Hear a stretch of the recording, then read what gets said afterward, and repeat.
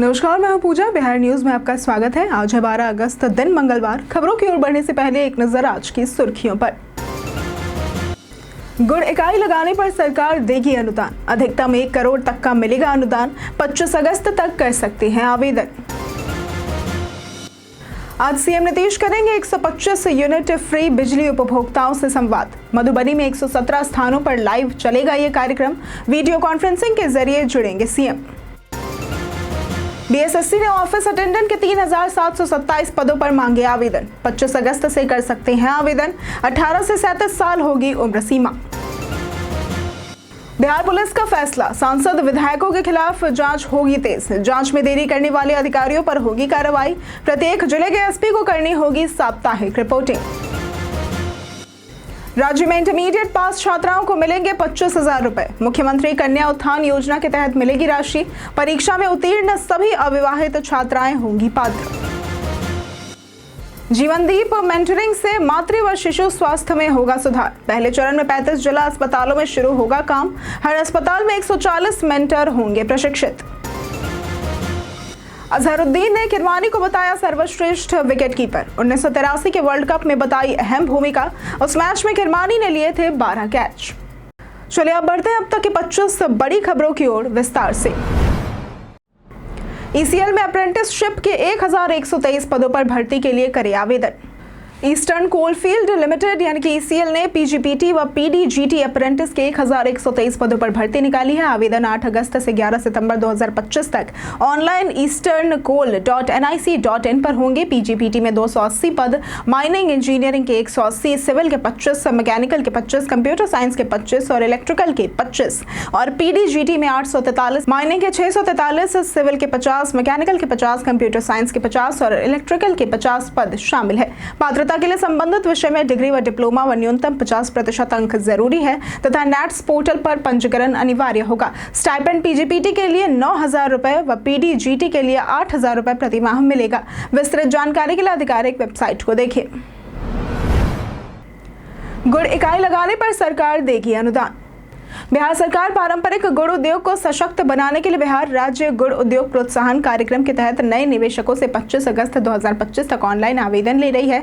योजना का उद्देश्य राज्य में गुड़ उत्पादन इकाइयों की स्थापना व आधुनिकीकरण को बढ़ावा देना है। 5 से 20 टन से अधिक क्षमता वाली इकाइयों को पूंजी लागत का 50% यानी कि अधिकतम 6 लाख से 1 करोड़ तक का अनुदान मिलेगा। चयनित निवेशकों को वित्तीय अनुदान, तकनीकी सहायता, स्थानीय उत्पादकों के प्रोत्साहन और आत्मनिर्भर बिहार में भागीदारी का अवसर मिलेगा। आवेदन ccs.bihar.gov.in पर किए जा सकते हैं। इसके साथ ही 2025-26 में 50-50 किसानों के समूह को 4 प्रशिक्षण भी दिए जाएंगे, जिससे रोजगार और ग्रामीण अर्थव्यवस्था को मजबूती मिलेगी।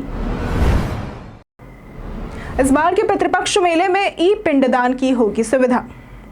2025 में गयाजी में पितृपक्ष मेला 6 से 21 सितंबर तक आयोजित होगा। पटना के पुनपुन में भी विश्व प्रसिद्ध पितृपक्ष मेला होगा। श्रद्धालुओं के लिए कई खास इंतजाम किए गए हैं, जिनमें ई पिंडदान की सुविधा भी शामिल है, जो देश विदेश से न आ पाने वालों के लिए की जाएगी। बिहार राज्य पर्यटन विकास निगम ने पिंडदान के बाद नालंदा, राजगीर, बोधगया समेत आसपास के प्रमुख तीर्थ और पर्यटन स्थलों के लिए 5 अलग अलग टूर पैकेज बनाए हैं। इन पैकेज में यात्रा, ठहराव, भोजन, पूजा और पूजन सामग्री शामिल है। पैकेज की ऑनलाइन बुकिंग निगम की वेबसाइट पर हो सकती है। कीमतें कैटेगरी के अनुसार 11,250 रुपए से लेकर 40,700 रुपए तक है, जो सुविधाओं और समय के हिसाब से तय की गई है।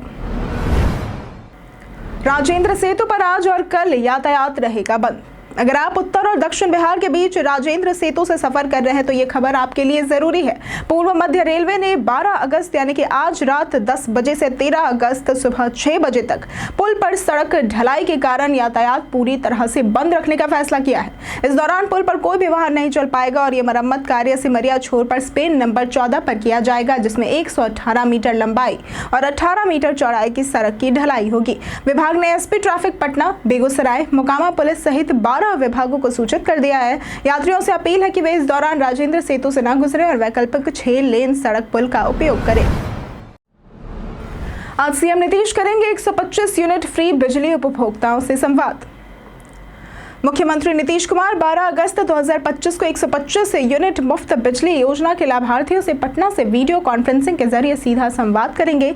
इस कार्यक्रम का प्रसारण सभी जिलों में किया जाएगा। खासकर मधुबनी जिले के 117 स्थानों पर बड़ी स्क्रीन पर लाइव दिखाया जाएगा, जहां लाभार्थी मुख्यमंत्री का संबोधन सुनकर और देख सकेंगे। कार्यक्रम में योजना के उद्देश्य और लाभों की जानकारी दी जाएगी और लाभार्थियों से सुझाव लिए जाएंगे, जिससे योजना की पारदर्शिता और प्रभावशीलता बढ़ेगी। डीएम आनंद शर्मा और एसपी योगेंद्र कुमार ने सभी विभागों को समन्वय से कार्यक्रम की तैयारी, व्यवस्था, सुरक्षा और तकनीकी प्रसारण सुनिश्चित करने का निर्देश दिया है। योजना के तहत पात्र उपभोक्ताओं को प्रतिमाह 125 यूनिट तक मुफ्त बिजली दी जाती है, जिसका खर्च राज्य सरकार वहन करती है। पशु संसाधन विभाग ने लोगों को दी महत्वपूर्ण सलाह। बिहार सरकार के पशु एवं मत्स्य संसाधन विभाग ने बरसात के मौसम में पशुओं की सुरक्षित देखभाल के लिए महत्वपूर्ण सलाह जारी की है। विभाग ने पशुओं को बिजली के खंभे से बांधने से मना किया है, क्योंकि बरसात में विद्युत उपकरण जानमाल के लिए खतरा बन सकते हैं। पशुशाला की छत की मरम्मत, खुली खिड़कियां और पंखे का उपयोग जरूरी है, ताकि पशु गर्मी व उमस से बच सके। मलमूत्र की सफाई और फिनाइल से रोजाना कीटाणुनाशन आवश्यक है। ताज़ा पानी और चारा पशुशाला के पास ही रखना चाहिए। बरसात में पशुओं को तालाब या जलाशय में न ले जाएं। बाल्टी से साफ पानी पिलाएं। पशुओं का टीकाकरण करवाएं और मृत पशुओं को नदी तालाब से दूर दफनाएं। ये सुझाव पालन कर किसान आर्थिक रूप से समृद्ध हो सकते हैं। कोसी और सीमांचल में दिख रहा बाढ़ का भयावह रूप। कोसी, सीमांचल और पूर्वी बिहार की नदियां उफान पर है, जिससे शहरी और ग्रामीण इलाकों में बाढ़ का संकट गहरा गया है। सुपौल में कोसी नदी का जलस्तर सबसे अधिक स्तर पर पहुंच गया है, जहां किशनपुर की दुबियाही पंचायत में 150 से अधिक घर कटकर बह गए हैं। भागलपुर के नवगछिया में गंगा नदी के कटाव से लगभग 30 परिवार प्रभावित हुए हैं। तिलका मांझी भागलपुर विश्वविद्यालय कैंपस समेत कई इलाके जलमग्न हो गए हैं, जहां नाव चलानी पड़ रही है। वार्ड 18 के कस्बा गोलाघाट, सखीचंद घाट और नाथनगर के कई मोहल्ले बाढ़ की चपेट में हैं। कहलगांव भागलपुर NH80 मार्ग पर जल भराव से संपर्क कट गया है। मुंगेर में भी 5 प्रखंड प्रभावित है, जहां लाखों लोग आश्रय स्थलों में रह रहे हैं। तो वहीं भागलपुर में गंगा का जलस्तर स्थिर होने की उम्मीद है। निजी बस मालिकों ने दी हड़ताल की चेतावनी। बिहार में निजी बस मालिकों ने परिवहन विभाग के मनमाने रवैये के खिलाफ 25 अगस्त से अनिश्चितकालीन हड़ताल और चक्का जाम का ऐलान किया है। फेडरेशन का आरोप है कि विभाग चालान, परमिट नवीनीकरण में देरी और अनावश्यक जुर्माने से बस संचालकों को परेशान कर रहा है। मोबाइल पर पार्किंग चालान भेजना और परमिट प्रत्यर्पण में भी विलंब की शिकायत है। हड़ताल से पटना सहित पूरे बिहार में बस सेवाएं बंद हो सकती है, जिससे लाखों लोग प्रभावित होंगे। स्कूल, कार्यालय और अंतर्राज्यीय यात्राएं ठप हो सकती हैं। फेडरेशन ने सरकार को 11 अगस्त को ज्ञापन सौंपने के लिए 4 सदस्यीय कमेटी बनाई है। मांगे न माने जाने पर हड़ताल होगी, जो विधानसभा चुनाव से पहले सियासी मुद्दा बन सकती है और सरकार पर दबाव बढ़ाएगी। बिहार पुलिस का फैसला, सांसद विधायकों के खिलाफ जांच होगी तेज। बिहार पुलिस महानिदेशक विनय कुमार ने सांसदों, विधायकों और मंत्रियों के खिलाफ आपराधिक मामलों की जांच समयबद्ध तरीके से पूरी करने के निर्देश दिए हैं। जांच में देरी करने वाले अधिकारियों के खिलाफ सख्त कार्रवाई होगी। प्रत्येक जिले के एसपी को इन मामलों की मॉनिटरिंग और साप्ताहिक रिपोर्टिंग करनी होगी। पटना हाईकोर्ट ने भी इन मामलों के त्वरित निपटारे के लिए विशेष अदालतों को आदेश दिए हैं। 2025 की रिपोर्ट के अनुसार बिहार के लगभग 45% विधायकों और 38% सांसदों पर आपराधिक मामले दर्ज है, जिनमें हत्या, अपहरण और भ्रष्टाचार शामिल है। विधानसभा चुनाव से पहले सरकार इस पर कड़ी कार्रवाई कर सियासी पारदर्शिता और जवाबदेही बढ़ाने की तैयारी में है। ये कदम कानून के शासन को मजबूत करने के साथ साथ राजनीतिक हलचल भी पैदा करेगा। बीएसएससी ने ऑफिस अटेंडेंट के 3727 पदों पर मांगे आवेदन। बिहार कर्मचारी चयन आयोग यानी कि बीएसएससी ने ऑफिस अटेंडेंट के 3727 पदों पर भर्ती के लिए आवेदन मांगे हैं। आवेदन प्रक्रिया 25 अगस्त 2025 से शुरू होकर 26 सितंबर तक चलेगी। भर्ती प्रीलिम्स, मेंस और डॉक्यूमेंट वेरिफिकेशन के आधार पर होगी। प्रीलिम्स परीक्षा में 100 ऑब्जेक्टिव प्रश्न होंगे, जिनमें जनरल स्टडीज, मैथ्स और सामान्य हिंदी शामिल है। परीक्षा 2 घंटे की होगी और नेगेटिव मार्किंग भी होगी। शैक्षणिक योग्यता 10वीं पास और उम्र सीमा 18 से 37 साल है, जिसमें ओबीसी को 3 और SC/ST को 5 साल की छूट मिलेगी। आवेदन bssc.bihar.gov.in पर ऑनलाइन करें। सामान्य व पिछड़ा वर्ग के लिए फीस 540 रुपये और SC/ST व दिव्यांग के लिए 135 रुपये है, जो ऑनलाइन भुगतान से जमा करनी होगी। राज्य में इंटरमीडिएट पास छात्राओं को मिलेंगे 25,000 रुपए। बिहार सरकार ने बेटियों के शिक्षा सपनों को सशक्त बनाने के लिए मुख्यमंत्री कन्या उत्थान योजना के तहत मुख्यमंत्री बालिका इंटरमीडिएट प्रोत्साहन योजना शुरू की है। इस योजना के अंतर्गत 2025 की इंटरमीडिएट वार्षिक परीक्षा में उत्तीर्ण सभी अविवाहित छात्राओं को 25,000 की एक मुश्त राशि सीधे उनके बैंक खाते में डीबीटी के माध्यम से मिलेगी। लाभार्थी छात्राओं को विशेष ऑनलाइन पोर्टल पर अपनी जानकारी जैसे कि पंजीयन नंबर, जन्मतिथि, बैंक विवरण, आधार संख्या और अविवाहित प्रमाण पत्र अपलोड करना होगा। यह पोर्टल 15 अगस्त 2025 तक खुला रहेगा और मुख्यमंत्री नीतीश कुमार के अनुसार ये पहल बेटियों को आत्मनिर्भर और शिक्षा के प्रति समर्पित बनाने का एक प्रयास है। तकनीकी सहायता के लिए हेल्पलाइन नंबर और ईमेल भी उपलब्ध है। बिहार के मनोज बाजपेयी जेनेलिया संग हॉरर मूवी में आएंगे नजर। जेनेलिया देशमुख अब फिल्मी प्रोजेक्ट्स में वापसी कर रही है और खासकर हॉरर कॉमेडी में कदम रख रही है। फिल्म निर्माता राम गोपाल वर्मा ने उनकी नई फिल्म पुलिस स्टेशन में भूत की घोषणा की है, जिसमें वे मनोज बाजपेयी के साथ काम करेंगे। जेनेलिया ने बताया कि ये उनकी पहली हॉरर कॉमेडी फिल्म होंगी और वे इस नई शैली को लेकर बहुत उत्साहित है। मनोज बाजपेयी के साथ काम करने का मौका उन्हें खासा रोमांचित कर रहा है और इसके अलावा जेनेलिया ने इमरान खान के साथ अपनी पुरानी फिल्म जाने तू या जाने ना को भी याद किया और इमरान की वापसी की चर्चा पर अपनी उत्सुकता जताई। वे उनके साथ फिर से काम करने की उम्मीद रखती है। ई सिम और फिजिकल सिम में कौन है ज्यादा सुरक्षित? सिम कार्ड मोबाइल नेटवर्क में आपकी पहचान होती है और जबकि ई सिम डिजिटल रूप में फोन में पहले से एम्बेडेड होती है। ई सिम में प्लान बदलना आसान और सुरक्षित माना जाता है क्योंकि इसमें मल्टी फैक्टर ऑथेंटिकेशन होता है। हालांकि फिजिकल सिम चोरी या क्लोन हो सकती है और सिम स्वैप फ्रॉड का खतरा रहता है। वहीं ई सिम सॉफ्टवेयर पर निर्भर है और अगर आपका अकाउंट हैक हो जाए तो जोखिम बढ़ जाता है। विशेषज्ञों के अनुसार भविष्य में ई सिम फिजिकल सिम की जगह लेगी, लेकिन इसके साथ नई साइबर सुरक्षा चुनौतियां भी आएंगी। राजस्व महाअभियान के तहत 72 पंचायतों को मिलेगा विशेष पुरस्कार। 16 अगस्त से 20 सितंबर तक पूरे प्रदेश में राजस्व महाअभियान आयोजित किया जाएगा, जिसका उद्देश्य जमाबंदी को अपडेट करना है। इस अभियान में बेहतर प्रदर्शन करने वाली पंचायतों, अंचलों और जिलों को पुरस्कृत किया जाएगा। पुरस्कार 3 स्तरों पर दिए जाएंगे: पंचायत, जिला और राज्य स्तर। अभियान के दौरान डिजिटाइज्ड जमाबंदी की त्रुटियों को सुधारना, छूटी हुई जमाबंदियों का ऑनलाइन आवेदन, उत्तराधिकार नामांतरण और संयुक्त संपत्ति के बंटवारे के लिए आवेदन लिए जाएंगे। टीम घर घर जाकर जमाबंदी की प्रति और आवेदन प्रपत्र वितरित करेगी। इसके बाद हल्का स्तर पर शिविर लगाकर दस्तावेजों का संकलन भी किया जाएगा। सभी सहभागी जनप्रतिनिधियों को प्रमाण पत्र भी प्रदान किया जाएगा। जीवनदीप मेंटरिंग से होगा मातृ व शिशु स्वास्थ्य में सुधार। राज्य में मातृ एवं शिशु स्वास्थ्य सेवाओं को बेहतर बनाने के लिए स्वास्थ्य विभाग जल्द ही जीवनदीप मेंटरिंग कार्यक्रम शुरू करेगा।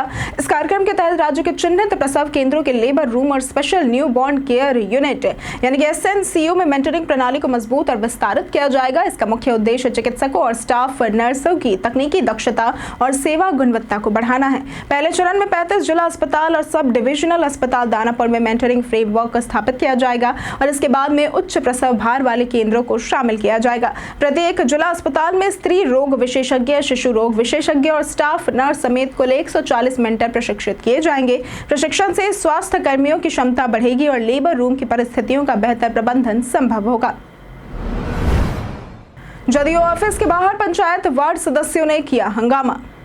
पटना में सोमवार को जदयू कार्यालय के बाहर भारी संख्या में पंचायत वार्ड सदस्य प्रदर्शन करते हुए पहुंचे। प्रदर्शनकारी मानदेय वृद्धि और परिचारी पदों की रिक्तियों में बढ़ोतरी की मांग पर अड़े हैं और वे जदयू ऑफिस के गेट को तोड़कर अंदर घुसने की कोशिश कर रहे थे, जिस कारण से पुलिस ने मौके पर पहुंचकर उन्हें हटाने का प्रयास किया। प्रदर्शनकारियों का आरोप है कि 2012 से परिचारी विशिष्ट पद के लिए आयोजित परीक्षा दी गई, लेकिन रिजल्ट अभी तक घोषित नहीं किया गया और एक भी अभ्यर्थी को नौकरी नहीं मिली, जो कि कुछ राजनीतिक रूप से जुड़े लोगों को नौकरी मिल गई है। प्रदर्शनकारी चेतावनी दे रहे हैं कि यदि उनकी मांगे पूरी नहीं हुई तो वे आत्मदाह जैसे कदम भी उठा सकते हैं। पटना डीएम ने 3 शिक्षिकाओं को किया निलंबित। बिहार में मतदाता सूची पुनरीक्षण की प्रक्रिया जारी है, लेकिन लापरवाही बरतने वाले बीएलओ पर सख्त कार्रवाई भी हो रही है। पटना डीएम ने इसी क्रम में 3 शिक्षिकाओं को निलंबित कर दिया है और उनके खिलाफ मुकदमा दर्ज करने का आदेश भी दिया है। यह कार्रवाई पटना सदर एसडीओ की रिपोर्ट के आधार पर हुई है। निलंबित शिक्षिकाओं में रूपा कुमारी, शहीद राजेंद्र प्रसाद सिंह पटना हाई स्कूल, सलोनी कुमारी और अनुपमा भारती माध्यमिक विद्यालय शामिल है। इन पर निर्वाचन कार्य में लापरवाही, असहयोग और आदेशों का उल्लंघन करने का आरोप है। इनके खिलाफ लोक प्रतिनिधित्व अधिनियम 1950 की धाराओं के तहत प्राथमिकी भी दर्ज की जाएगी। सारण में भू अर्जन लिपिक 30,000 घूस लेते गिरफ्तार। सारण समाहरणालय के गेट पर निगरानी अन्वेषण ब्यूरो ने जिला भू अर्जन कार्यालय के लिपिक आकाश मुकुंद को 30,000 रुपए की घूस लेते हुए गिरफ्तार किया। शिकायतकर्ता हर्षवर्धन कुमार सिंह ने बताया कि उनकी जमीन भारतमाला परियोजना के तहत अधिग्रहित हुई थी, जिसके लिए उन्हें 16 लाख रुपए मुआवजा मिलना था, लेकिन आकाश मुकुंद ने भुगतान के बदले मुआवजे की राशि का 2% घूस की मांग की। शिकायत मिलने के बाद निगरानी विभाग ने जाँच कर प्राथमिकी दर्ज की। 11 अगस्त को समाहरणालय के गेट पर आकाश मुकुंद को घूस लेते रंगे हाथों पकड़ा गया। गिरफ्तारी के बाद उन्हें सर्किट हाउस में हाथ धोने के लिए मजबूर किया गया, जहां उनके हाथ से रंग उतरने लगा। मामले की जांच अभी भी जारी है। एसआईआर को लेकर प्रदर्शन मामले में कई नेता हिरासत में। बिहार में विशेष गहन पुनरीक्षण यानी कि एसआईआर के तहत मतदाता सूची से करीब 65 लाख नाम हटाए जाने को लेकर राजनीतिक माहौल गर्मा गया है। विपक्षी दलों ने इसे वोट चोरी और लोकतंत्र पर हमला बताया है। कांग्रेस नेता राहुल गांधी, राजद सांसद मनोज झा और अन्य नेताओं को दिल्ली में चुनाव आयोग की बाहर प्रदर्शन के दौरान हिरासत में लिया गया। पटना में राजद के तेजस्वी यादव ने इस प्रक्रिया को लोकतंत्र की हत्या करार दिया है। विपक्ष का आरोप है कि खासकर गरीब, दलित और अल्पसंख्यकों के वोटर के नाम हटाए गए हैं, जिससे उनकी मतदान क्षमता प्रभावित होगी। 17 अगस्त से राहुल गांधी के नेतृत्व में बिहार में एक जन जागरूकता यात्रा शुरू होगी, जो 1 सितंबर को पटना में खत्म होगी, ताकि मतदाता सूची की गड़बड़ी के खिलाफ लोगों को जागरूक किया जा सके।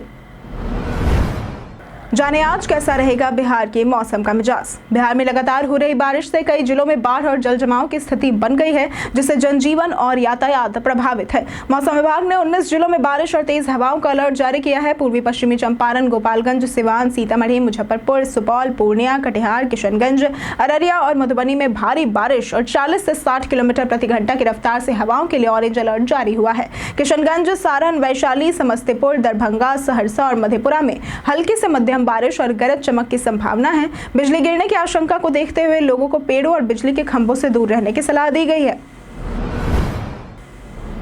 बक्सर में ट्रेन से 14 बोरे शराब बरामद। बक्सर में रेलवे सुरक्षा बल यानी कि आरपीएफ ने शनिवार रात धनबाद सिमरी पैसेंजर ट्रेन से 14 बोरी अवैध शराब के साथ 4 तस्करों को गिरफ्तार किया। कार्रवाई दानापुर मंडल सुरक्षा आयुक्त उदय सिंह पवार के निर्देश पर इंस्पेक्टर कुंदन कुमार के नेतृत्व में हुई। छापेमारी में blender pride, royal Stag, magic moments, whisky और स्ट्रॉन्ग बियर समेत कुल 348 लीटर शराब बरामद हुई, जिसकी कीमत 1,89,640 आंकी गई है। गिरफ्तार तस्कर पटना और बेगूसराय के निवासी है। छापेमारी दल में आरपीएफ, आरपीएसएफ और जीआरपी के अधिकारी शामिल थे। शराब और आरोपियों को जीआरपी बक्सर के सुपुर्द कर न्यायालय में पेश किया गया। बिहार में शराब निर्माण, बिक्री और परिवहन प्रतिबंधित है। तस्कर इसे अन्य जिलों में सप्लाई करने की योजना बना रहे थे। मुकेश सहनी के डिप्टी सीएम दावेदारी पर विवाद। बिहार चुनाव से पहले महागठबंधन में वीआईपी चीफ मुकेश सहनी ने दावा किया कि तेजस्वी यादव मुख्यमंत्री और वे उप मुख्यमंत्री बनेंगे। हालांकि राजद के वरिष्ठ नेता अब्दुल बारी सिद्दीकी ने इस दावे को खारिज करते हुए कहा कि गठबंधन में ऐसी कोई चर्चा नहीं हुई है। मोतिहारी में मुसहर महाकुंभ सम्मेलन में उन्होंने लालू प्रसाद को गरीबों का मसीहा बताया और कहा लालू ने मुसहर व दलित समाज को अधिकार दिए, उन्हें विधायक व मंत्री बनाया। सिद्दीकी ने लोगों से अपील की कि तेजस्वी यादव को मुख्यमंत्री बनाने के लिए राजद उम्मीदवारों को वोट दे। उन्होंने कहा कि पहले दलितों से छुआछूत होती थी, जिसे लालू यादव ने खत्म करने का प्रयास किया है। अजहरुद्दीन ने किरमानी को बताया सर्वश्रेष्ठ विकेटकीपर। भारतीय टीम के पूर्व कप्तान मोहम्मद अजहरुद्दीन ने सैयद किरमानी को दुनिया का सर्वश्रेष्ठ विकेटकीपर माना है। उन्होंने किरमानी की विकेटकीपिंग खासकर स्पिनर्स के खिलाफ बहुत प्रभावशाली बताई और 1983 के वर्ल्ड कप में उनकी भूमिका को अहम बताया। अजहरुद्दीन ने कहा कि ऐसे विकेटकीपर फिर शायद ही जन्मे और 1983 वर्ल्ड कप में किरमानी ने कई महत्वपूर्ण कैच लपके थे। उस टूर्नामेंट में उन्होंने 12 कैच और 2 स्टंपिंग की, जो वेस्टइंडीज के जेफ डुजोन के बाद दूसरे नंबर पर था। अजहरुद्दीन ने किरमानी की आत्मकथा stumped life behind and beyond the 22 yards के लॉन्च के मौके पर ये बातें कही और उम्मीद जताई कि ये किताब सफल होगी और लोग इसका आनंद उठाएंगे। कई कारणों से दर्ज है भारत के इतिहास में आज की तारीख। 12 अगस्त 1914 को तेजी बच्चन का जन्म हुआ था। ये भारतीय सिनेमा के महानायक अमिताभ बच्चन की मां है। 1919 में विक्रम साराभाई का जन्म हुआ था। ये भारतीय भौतिक वैज्ञानिक थे। 1972 में ज्ञानेंद्र पांडे का जन्म हुआ था। ये एक भारतीय क्रिकेटर थे। 1997 में गुलशन कुमार का निधन हुआ था। ये प्रसिद्ध निर्माता, निर्देशक और व्यवसायी थे। आज के दिन अंतर्राष्ट्रीय युवा दिवस भी मनाया जाता है। जाने एक बैंक खाते से कितने यूपीआई आईडी बना सकते हैं आप। डिजिटल पेमेंट के लिए यूपीआई आईडी जरूरी होती है जो बैंक अकाउंट से लिंक होती है। एक बैंक खाते से लगभग 4 यूपीआई आईडी बनाई जा सकती है, लेकिन गूगल पे जैसे ऐप्स पर इससे ज्यादा यूपीआई आईडी भी क्रिएट की जा सकती है। यूपीआई आईडी अलग अलग वर्चुअल पेमेंट एड्रेस के रूप में होती है जो बैंक खाते से जुड़ी होती है। उदाहरण के लिए गूगल पे पर वीपीए आपके नाम के साथ @OB बैंक नेम जैसा होता है, जबकि फोन नंबर से जुड़ी यूपीआई आईडी @YBL जैसी हो सकती है। एक नंबर पर कई यूपीआई आईडी बनाने के लिए अलग अलग वर्चुअल एड्रेस क्रिएट करना पड़ता है। इससे उपयोगकर्ता को अधिक लचीलापन मिलता है और डिजिटल पेमेंट आसान हो जाती है। हम प्रतिदिन आपसे 5 ऐसे जरूरी सवाल और उसके जवाब बताएंगे जो कि बीपीएससी, बिहार पुलिस, दारोगा समेत एसएससी जैसे अन्य प्रतियोगी परीक्षाओं में काम आएंगे। सवाल इतिहास, बिहार स्पेशल, विज्ञान, करंट अफेयर्स और भूगोल से रहेंगे। पूछे गए 5 सवालों में आपने कितना सही उत्तर दिया यह हमें कमेंट करके जरूर बताएं। हमारा पहला सवाल है, किस योजना के तहत किशनगंज जिले को गैर पारंपरिक क्षेत्र घोषित किया गया है? ए, चाय विकास एवं संवर्धन योजना, बी, राष्ट्रीय खाद्य सुरक्षा अधिनियम, सी, अंत्योदय अन्न योजना या फिर डी, चाय बोर्ड योजना। इसका सही जवाब है डी, चाय बोर्ड योजना। हमारा दूसरा सवाल है, इनमें से कौन सी नदी बिहार में दक्षिण दिशा से गंगा में मिलती है? ए, घाघरा, बी, गंडक, सी, कोसी या फिर डी, फल्गु। इसका सही जवाब है डी, फल्गु नदी। हमारा तीसरा सवाल है, किस अधिनियम द्वारा हिंदी को बिहार की आधिकारिक भाषा बनाया गया? ए, बिहार राजभाषा अधिनियम 1950, बी, बिहार राजभाषा अधिनियम 1952, सी, बिहार राजभाषा क्षेत्रीय भाषा अधिनियम 1960 या फिर डी, बिहार राजभाषा अधिनियम 1958। इसका सही जवाब है ए, बिहार राजभाषा अधिनियम 1950। हमारा चौथा सवाल है, बिहार लोक सेवा आयोग के प्रथम अध्यक्ष कौन थे? A, BN Rohatgi, B, doctor HN Yadav, C, Rajandhari Sinha या फिर डी, AK चौधरी। इसका सही जवाब है सी, राजनधारी सिन्हा। हमारा पांचवा सवाल है, इनमें से कौन भारत की सबसे कम उम्र की फाइड रेटेड फीमेल शतरंज खिलाड़ी बन गई है? ए, पूजा मिश्रा, बी, ज्योति सिंह, सी, सोनल शर्मा या फिर डी, RNE लोहाटी। इसका सही जवाब है डी, RNE लोहाटी।